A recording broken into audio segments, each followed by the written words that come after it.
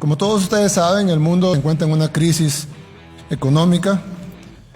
Estamos enfrentando en estos momentos una de las peores crisis que hemos visto en las últimas décadas.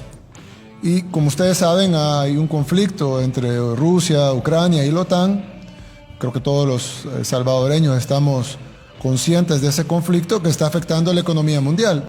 El presidente Biden, el presidente de Estados Unidos, dijo de que iba a prohibir la importación de petróleo ruso, lo cual es una sanción. Se la separo de las sanciones porque en las otras miles, son creo que 3.000 sanciones las que se pusieron a Rusia, es la cantidad más grande, 5.000. 5.000 sanciones es la cantidad más grande de sanciones impuestas a algún país en la historia.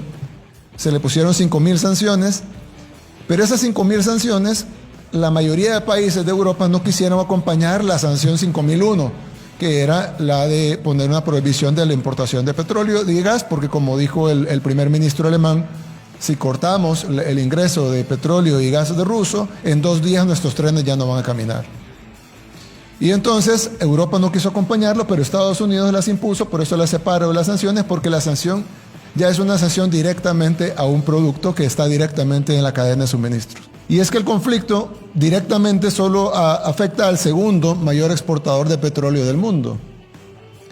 Pero el problema es que los líderes de Arabia Saudita y de Emiratos Árabes Unidos no quieren tomarle la llamada al presidente de Estados Unidos. Eso está impactando el precio de la energía por razones obvias. Mucha de la energía se produce con petróleo, la que no se produce con petróleo, mucha de ella se produce con gas natural, que es un primo, es un hidrocarburo, es un primo del petróleo. Ha impactado también el precio del gas propano. La gente que no sabe que el gas propano se llama GLP. El GLP significa gas licuado de petróleo, es decir, es básicamente un derivado del petróleo. Y ha impactado el precio de los fertilizantes, que básicamente lo que hace eso es impactar el precio de la mayoría de alimentos, por lo menos todos los que son sembrados, y no solo los sembrados, sino también los de los animales que consumen el alimento sembrado. También ha impactado directamente el precio del trigo. Ya vamos a ver por qué lo ponemos aparte, si no solo ha impactado el trigo, por supuesto, ha impactado casi todos los alimentos, pero ha impactado además el precio del trigo, ha impactado especialmente el precio del aluminio y del níquel, y está impactando el transporte aéreo y marítimo aún más de lo que ya estaba impactado antes. Entonces, eso saca de la ecuación de poder incrementar la producción al primer exportador de petróleo del mundo, que es Arabia Saudita. Básicamente no quiere hablar con Estados Unidos, y ellos mismos lo están diciendo. Rusia, que es el segundo, y el quinto, que es Emiratos Árabes Unidos. Entonces a Estados Unidos solo le ha quedado su propio petróleo, el que tienen en su tierra y el que tienen en la tierra que tienen invadida. Irak y Estados Unidos, nada más. Y entonces por eso les ha tocado ver a Venezuela, así como pudiera parecer absurdo que vayan a Venezuela después de todo lo que ha pasado, pero es que lo que pasa es que ya no hay más países.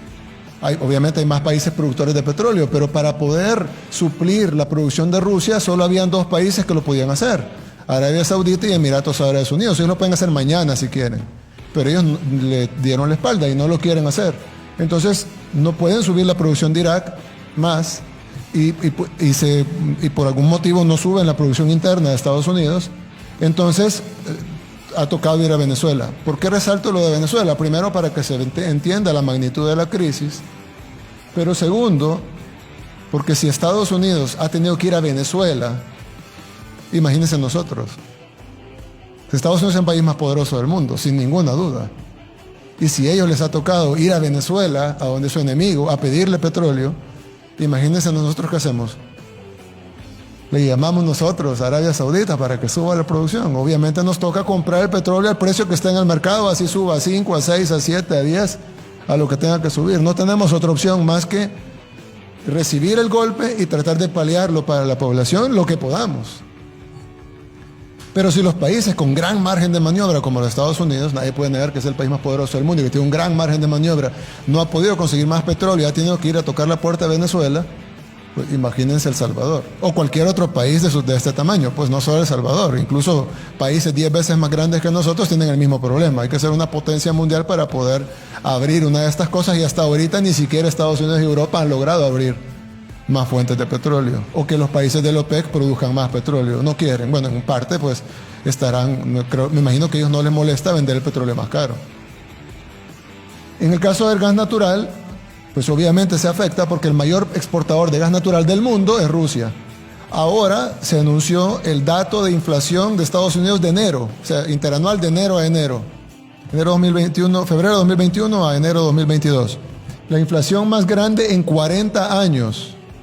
Ojo, que esto es hasta enero. No está contando febrero y mucho menos marzo, porque eso se tabula después. Por ende, tenemos la inflación más grande en 40 años sin tomar en cuenta ni un solo milímetro del conflicto Ucrania-Rusia-OTAN. Cuando se tabule eso, vamos a ver la verdadera inflación. Ahorita estamos viendo la inflación totalmente previa, ni siquiera la de febrero, es la de enero. Y es la más grande en 40 años. Hay un análisis para los que les gusta la lectura, es un artículo de Reuters, es un análisis que han hecho en Reuters, se lo recomiendo, es corto, está en inglés, pero igual se puede traducir. Fue publicado hoy en la mañana. El nombre es Tú todavía nos necesitas, le dice Emiratos Árabes Unidos, así mientras flexiona su músculo de petróleo en el Golfo. Y básicamente lo que pasó fue que el embajador del Emiratos Árabes Unidos en Estados Unidos dijo que ellos estaban dispuestos a subir la producción de petróleo para ayudar a su socio. Y bajó el precio del petróleo inmediatamente por la felicidad de que iban a incrementar la producción. Luego, el director de producción de petróleo de Emiratos Árabes Unidos dijo que no iban a incrementar nada porque ellos estaban amorrados a la OPEC, y entonces en ese momento volvió a subir. Entonces en un día bajó y volvió a subir lo que había bajado. Algunos analistas creen que eso fue una muestra de poder de parte de Emiratos Árabes Unidos, como decir, ya ven, con unas palabras baja y con unas palabras vuelve a subir a donde estaba. Es un análisis corto, para el que lo quiera leer está en Reuters, ahí lo pueden buscar con ese título y pues tener una lectura extra, no lo vamos a leer en la cadena, por supuesto. Estas noticias últimas son de hoy. Y estas noticias nos las almorzamos ahora, no estaban ayer. Ayer y antier y los días anteriores nos estábamos almorzando las noticias del conflicto, que aún sigue y que no sabemos cómo va a continuar. Pero ya de por sí veníamos afectados de antes, continuamos siendo afectados y ahora tenemos estos reportes que no son alentadores, sobre todo porque aún no incluyen el incremento después de la guerra. Bien, ahora, alguien me dice, bueno, presidente, está bien, ya sabemos que el mundo está mal, pero ¿qué es lo que vamos a hacer nosotros? Está la tensión entre Rusia y Occidente, el impacto económico global y la crisis en la cadena de suministros mundial. Y eso ha impactado todo. Ha impactado el petróleo directamente, el precio del petróleo, ustedes lo han visto, incluso llegó a topar los $140, aunque inmediatamente bajó, no podía mantenerse, no es tan fácil que se mantenga en el mercado en $140 cuando antes estábamos escandalizados porque había llegado a 70. Si ustedes ven, en diciembre 1 la gasolina estaba en $65 el barril y empezó a subir rápidamente, llegó a 70 y se empezó a mantener, incluso llegó hasta los $80. Luego ya este año llegó a los $90 y pues todos estábamos escandalizados cuando llegó a $90 y luego llegó a $100. Pero estaba como en $90 más o menos cuando inició el conflicto entre Rusia y Ucrania, y ustedes pueden ver cómo se disparó, rozó los $140, luego bajó un poco, pero siempre se mantiene muy por encima de los $60 o $65 en los que estaba en diciembre 1 del año pasado, cuando ya estaba caro. Este es el West Texas Intermediate, que es uno de los petróleos que se toman de referencia. El otro es el Brent, que también es un poco más caro, pero tiene más o menos la misma trayectoria. Empezó con 70 en diciembre del 2001, ya venía alto. Recuerden que venimos de menos 37.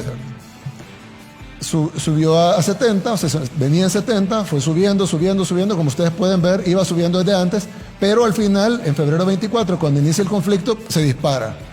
Rosa también, precios jamás vistos, y luego baja un poco, pero la trayectoria es al alza y a unas alzas que no se habían visto desde el año 2008.